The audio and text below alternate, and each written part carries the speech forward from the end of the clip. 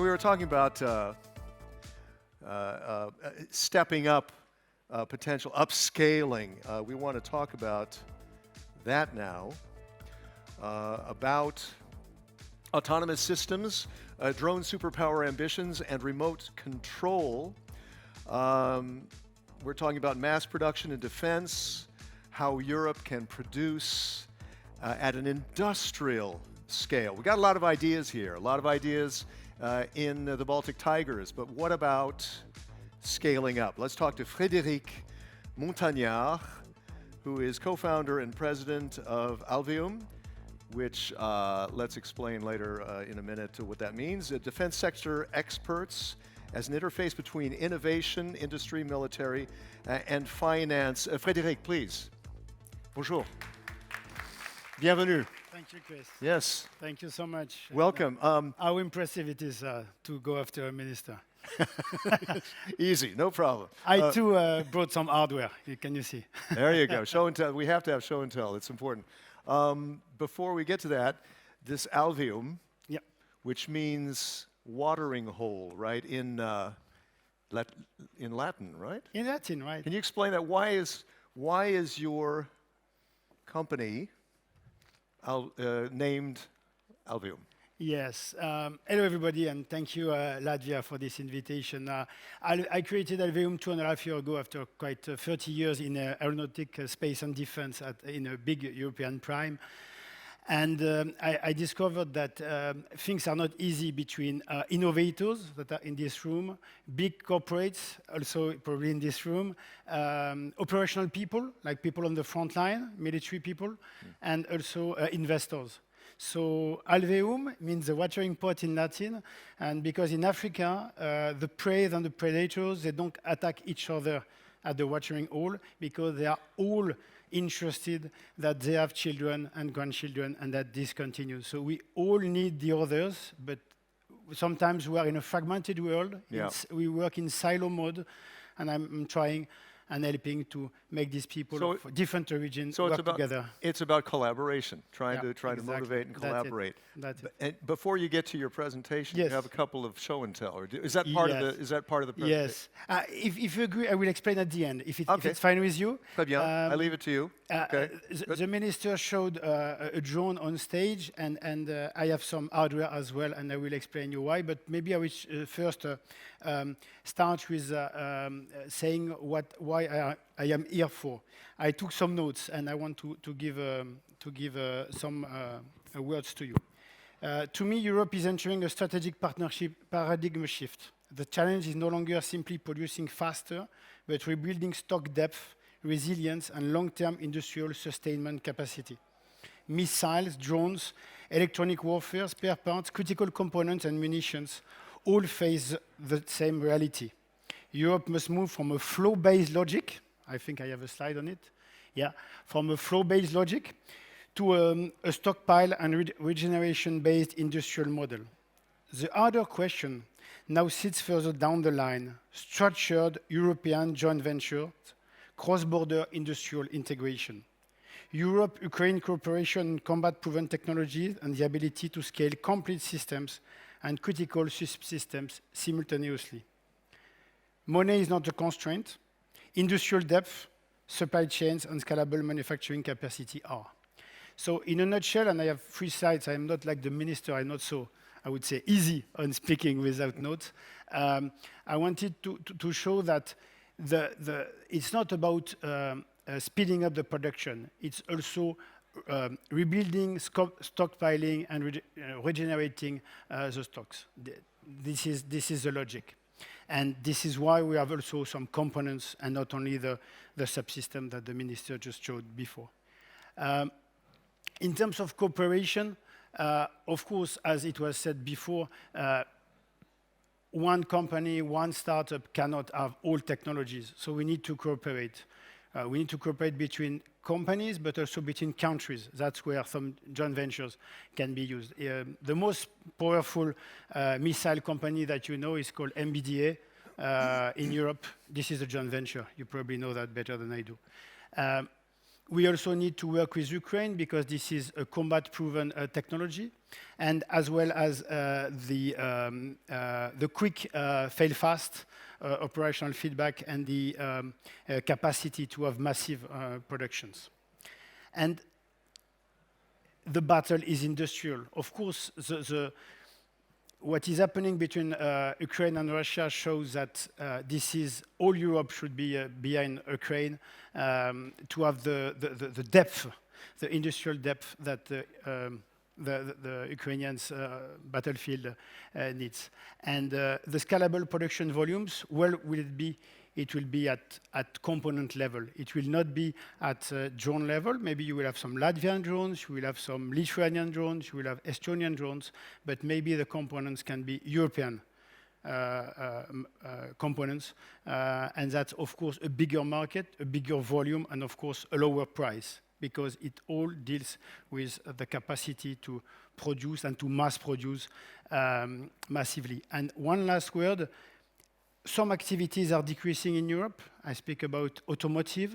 I speak about other, I would say, declining industries. There is a way also to use these industrial capacities that are maybe a little bit under operated for our defense production. So that's what I wanted to share with you. And I brought with me some examples, and maybe, Chris, you want me to no, tell please, you. let's do the show and tell, and then, yeah. Okay. Sure. So this is for a drone. This is for a chassis, or for a board of a drone. Does anyone in this room knows with which crap, waste, it is made of? Anybody? Very light. Can you check? Yeah. Very light. Yeah. Any idea? It's made of cork. Of course, it is a cork that has been sintered, that has been pressurized. Yeah, it's very dense. Very dense. Doesn't feel like cork. But it's very light. It's a chassis for drones. I have brought with me something from ballistic protection.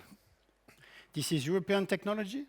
It's very light. I think, Chris, you can also confirm to the audience that it's very light. It is. It is able to block a Dragunov. Do some people in the room know what is a Dragunov, which is the bullet of the Russian sniper rifle, which is the fastest bullet in the world. It's very thin, and it can stop that? Exactly, and Really? it's very thin because you can protect lives, you can protect vehicles, you can protect helicopters' floors. It's So definitely lighter than Kevlar, right? Kevlar is a lot lighter heavier. than Kevlar, and because you have some kind of a square, if you have a hit, you just replace the one that has been hit, not the whole floor, not the whole ceiling or the wall. Right, much more efficient then. So that's it is European manufactured. It is the lightest and the strongest in the world. We do have technologies in Europe that are able to withstand. And the last one I brought with you, which is the only one that I would say the French custom and European custom allowed me to bring to you. I have other things to show, but unfortunately I couldn't take the flight with, is 26 gram. It's a radio link. Right. It's for drones. It is currently designed in Ukraine with on the battlefield. I mean, with the Russian jammers permanently trying to tackle it. It can be used up to 35 kilometers. It is currently manufactured in Asia. And guess what? This month the production is starting in Latvia. Here. Starting here. In Latvia. And the price, the target price, is 10 times lower than the competition. So we are able to mass produce in Europe at a comparable price to China our own battlefield-proven technologies. And this is produced in one of these micro factories, dual use. Is that what you're talking about? This one will be produced in a traditional factory, but we not this one, but we could produce this in a micro factory. In a micro factory. That's it. Right. And that could be anywhere in Europe. That could be, right? Exactly. Yeah, and we can do that in somewhere else. So just to say that, some French people, because you know that I'm French due to my accent, some Mais c'est French très people, charmant. He's very charmant. very charmant. Yes. So some French people, like my president, we are speaking and about what we will do, and we never do that. So here we have no time for that. So we do the stuff, and then maybe we are here on stage and we can discuss with you. But we only speak about what we have done and never about what we will do anyway if we have some budget also. So that was kind of, I would say, spirit of work. Yeah, I mean, the spirit of collaboration. I just want to mention that you just came fresh off Dimex, right? Yeah, exactly. Dimex Baltic 2026. That's the first ever international defense and aerospace industry meeting and exposition in the Baltic. What's the significance of that for you? It was so impressive. The representative, the Lithuanian president of the Republic was here. Ah. The minister were there. It was unbelievable. There were people from the whole world. It was a dedicated dual-use and defense summit. Yesterday, there were some testing in a military polygon. So it's not only talks, it is also testing, real testing on the field. So the conjunction of this high-level discussion that we can have here in Latvia together with the testing is so impressive. And I think in Latvia, there will be, in 2 weeks, there will be a drone summit here in Riga, and there will be some testing from NATO the day before on the 26th. So if some people in the room are invited and are interested, it's nearby Riga. It's probably 60 kilometers from Riga. How much synergy do you see between the Baltics and the French defense industry, for instance? I mean, we need to cooperate. Yeah. We need to cooperate. It's not there yet. It's not enough. We need to cooperate. We need to produce. We need to produce. There is tech here that we don't have. We have tech that maybe we can produce here. Right. The first market is, of course, to support Ukraine. This is clear. This is a massive market. I mean, probably this year, 10 million drones will be used. Last year, it was 6 million, if you know the figure. But, of course, what is at stake is then to protect our democracies. We do need drones, of course, maybe to balance with Russia and its allies like Belarus, but also we need drones for countering drones. We need interceptor drones. We need to protect. So the market is huge, and probably there is room for anybody. What is at stake is production. We need production. What's holding this up? Is it changing minds, as Artis was talking about, or what? Is it more on the French side, or is it on the Latvian side, or what? I mean, it's to get that cooperation, to get that working together. It's where it fits better. I mean, we have some capacities of production because of our automotive industry is down, especially in Western Europe, like in Germany and France. Yeah. So we have some capacities of production. There is some capacities of production up here. The cost is lower in some areas as well, so it has to be taken into account. But I believe that this is more like a triangle. There should be a target, and today is support to Ukraine, if you agree. And then it can be a combination of several countries, joint ventures on an ad hoc basis. This is what I truly believe. I hope I conveyed this message to you. Any final word, Frédéric? I think we're good at this point. We got a minute left. Yes, maybe just maybe in a nutshell, I was in innovation for years, and all the time the blocking point was the scaling up. The scale up. I mean, POC, proof of concept, is easy, but scaling up is difficult. For scaling up, you need orders. To need orders, you need capacities. You will not get order if you don't have any capacity to produce. To have capacities, you need money. How do you get money? You get orders. So it's kind of a vicious circle. Right. We need probably, if you agree, we need to reverse. If we have identified production capacities, we can convince the customers and we can convince the investors that we will have the capacity to deliver. Capacity to deliver will ease the flow of money from Europe, from customers, and from the investors. And so I believe this is all the way around. Very good.